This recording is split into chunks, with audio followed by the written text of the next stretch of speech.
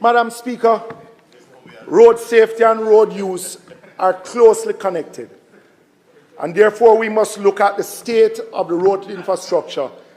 I once again remind this House that the road network is critical to economic development as it connects our cities, towns, villages, and coastal areas to ensure smooth travel of people and goods and provides logistic solutions.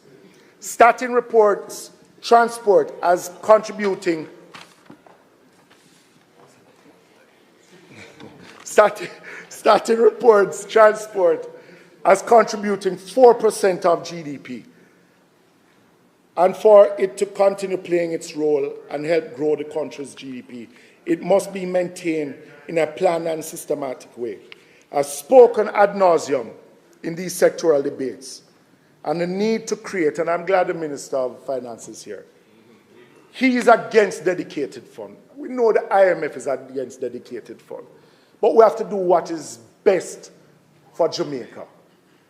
A dedicated fund, a road maintenance fund, to provide ongoing resources to execute this mandate and enable a safer and more efficient road environment. Minister, I hear you every time, you know, right? But when you look at other economies of the world, Africa, I mean, most states in the United States, the same 20 billion that you're seeding Spark, or the same money that you're using to overlay these roads, within a couple of years, they have to be maintained. Yeah. You are the same one, you know, that keeps standing in here and talking about never having enough money to do an effective road maintenance program. But you cannot do it in an ad hoc way. Minister, you cannot do it in an ad hoc way. Let me highlight something to you. No, let me highlight something to you, Minister. The Spark program that you are initiating right now, and we all welcome it. Right? So I'm not speaking against the Spark program. You have about 30,000 kilometers of road between the National Works Agency and the Municipal Council. If you are to look at the cost per kilometer of overlaying these roads and putting in drains, curb and channel, as you have requested in this program, it works out about $30 million per kilometer. That 20 billion can only give us about, what? Can give us, what, 700 kilometers of road?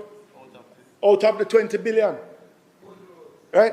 But you still have, it's good roads, but you still have 29,000 kilometers of road that will not be touched. And there's no effective program that I've seen, or comprehensive maintenance program for this financial year. No, I'm just making the point of why there needs to be a comprehensive, dedicated fund, road maintenance fund, which, Minister, I am proposing that should be taken out of the hands of the political directorate, just like how you have fund managers for pension funds to manage this fund and ensuring that the longevity of it.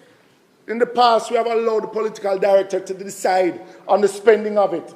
The last road maintenance fund, what we had was really a throughput, because it depended on the budget of the Ministry of Road Works to fund it. Minister, think on it, believe me. Starting reports transport. Minister, you dedicate $5 billion for road maintenance, and it is woefully inadequate to do any meaningful road maintenance with $5 billion per year. No, this is a one-off program. It is a one-off program. You still have 29,000 kilometers of road that will not be touched.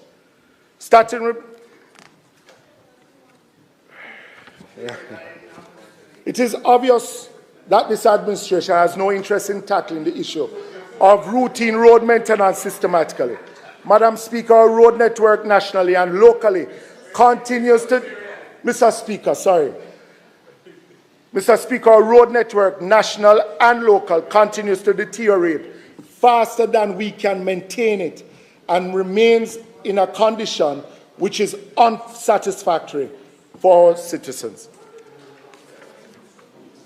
Mr. Speaker, last year I spoke about the situation with Jamaican contractors and the need for more inclusion by the government of Jamaica on major projects. The playing field is not level, and I'm raising it again due to the anticipated implementation of the 40 billion Spark program, where it appears that the program will be given to one contractor, recently or awarded to one contractor.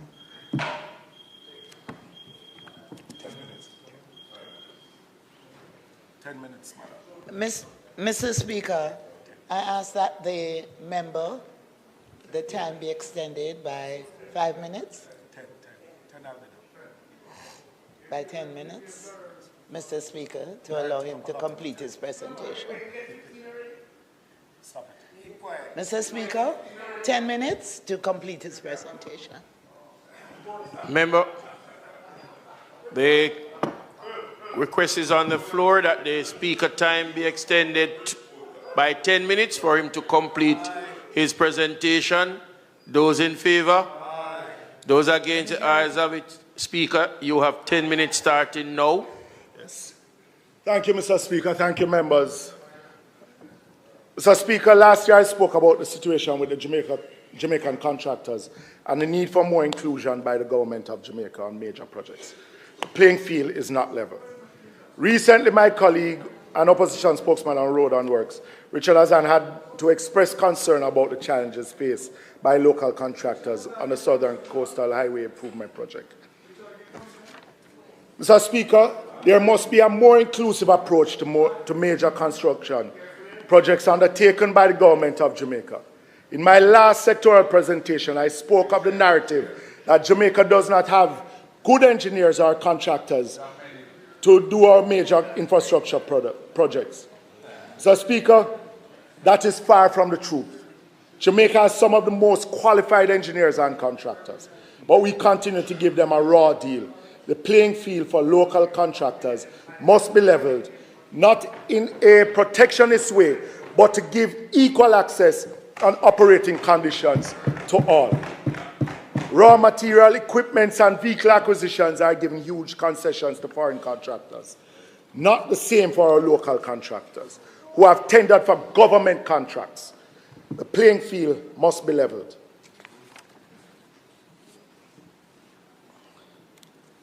If we are to see the true growth in the Jamaican construction sector, we need to give equal access to our people. Jamaican contractors should be brought in line so they can fend for themselves and be able to compete locally and overseas. It is a shame that they must defend themselves at home. Level the vibes, Mr. Speaker.